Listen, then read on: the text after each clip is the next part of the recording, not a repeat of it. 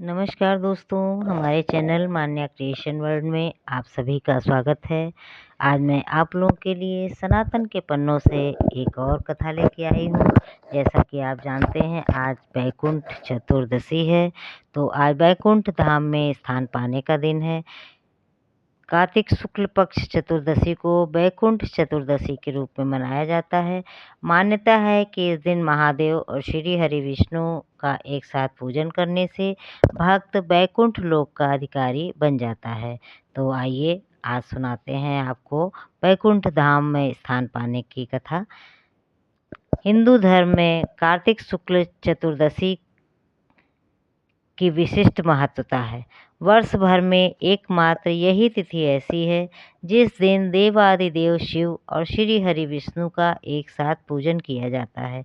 इस पर्व से जुड़ी पद्म पुराण की कथा के अनुसार देवशयनी एकादशी के दिन जगत पालक श्री हरि विष्णु सृष्टि संचालन का कार्यभार भगवान शिव को सौंपकर चातुर्मास काल में योग निद्रा में चले जाते हैं।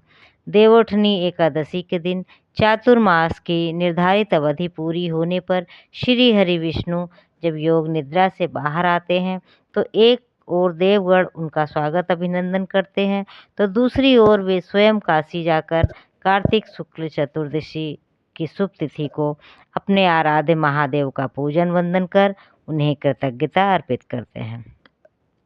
शास्त्रों के अनुसार कार्तिक माह के शुक्ल पक्ष की चतुर्दशी तिथि को अरुणोदय काल में स्वयं भगवान विष्णु ने वाराणसी में मणिकर्णिका घाट पर स्नान कर पाशुपत व्रत करके 1000 कमल पुष्पों से भगवान शिव का विश्वेश्वर स्वरूप में पूजन अर्चन का संकल्प लिया था।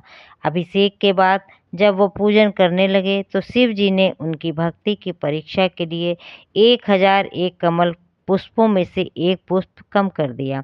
भगवान श्री हरि पूजन की पूर्ण आहुति के लिए ज्यों ही 1000 कमल पुष्प चढ़ाने को प्रस्तुत हुए तो वहां पर पुष्प ना पाकर उन्होंने सोचा, मेरी आंखें भी तो कमल के ही समान हैं, मुझे कमल नयन और पुंडरीकाक्ष कहा जाता है। यह विचार कर ज्यों ही भगवान विष्णु अपनी कमल समान आँख चढ़ाने को प्रस्तुत हुए, भगवान शिव उनके समक्ष प्रकट हुए। महादेव ने उनके पूजन से प्रसन्न होकर उन्हें उपहार में सुदर्शन चक्र भेंट किया। साथ ही वरदान दिया कि इस दिन जो भक्त पहले भगवान विष्णु और फिर उनकी पूजा करेगा उसे मृत्यु के बाद भगवान विष्णु के बैकुंठ धाम में स्थान मिलेगा। ऐसा माना जाता है कि तभी से हरि और हर के मंगलमय मिलन की इस पावन तिथि को बैकुंठ चतुर्दशी पर्व के रूप में मनाने की परंपरा शुरू हुई। इस तिथि को काशी विश्वनाथ स्थापना दिवस के भी रूप में मनाया जाता है।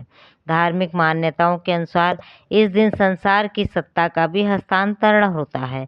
इसी दिन योग निद्रा से बाहर आए भगवान विष्णु को भगवान शिव संसार के संचालन का कार्य दोबारा सौंपते हैं।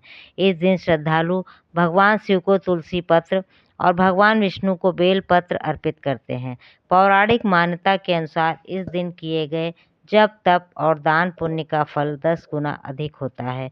जो श्रद्धालु इस दिन सूर्योदय से पूर्व स्नान आदि से निवृत्त होकर पूजन वेदी पर गोघृत का 2 दीप जलाकर अक्षत चंदन तुलसी और बिल्व पत्र अर्पित कर कमलों के फूलों से शास्त्रोक्त विधि से भगवान शिव और श्री हरि विष्णु का संयुक्त रूप से पूजन करते हैं, उनके जीवन पर भगवत कृपा सदैव बनी रहती है और मृत्यु के बाद वो बैकुंठ लोक के अधिकारी बनते हैं।